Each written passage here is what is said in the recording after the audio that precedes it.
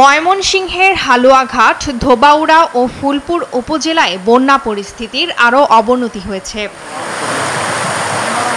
এদিকে নেত্রকোনা ও শেরপুরে পানি কমলেও পানিবন্দী লাখো মানুষ। ময়মনসিংহে উজানের পানি নেমে নতুন নতুন এলাকার নিম্নাঞ্চল প্লাবিত হয়েছে।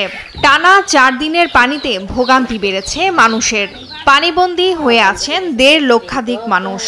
ঘরবাড়িতে পানি ওঠায় বন্ধ রয়েছে রান্নাবান্না। বিশুদ্ধ খাবার পানির চরম সংকট দেখা দিয়েছে।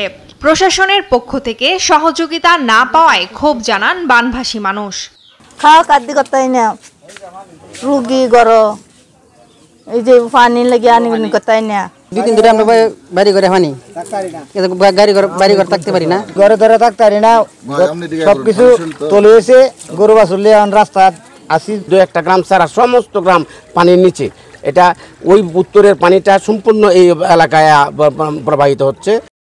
নেত্রকোনায় অতি ভারী বৃষ্টিপাত ও উজানের ঢলে জেলার দুর্গাপুর কলমাকান্দার পরে নতুন করে পূর্বধলা উপজেলার জারিয়া, ঘাগড়া ও ধলামুলগাঁও ইউনিয়নের 18টি গ্রাম প্লাবিত হয়েছে।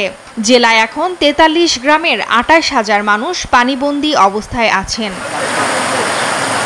শেরপুরে কয়েকটি নদীর পানি কমতে শুরু করলেও এখনও পানিবন্দী রয়েছেন লাখো মানুষ।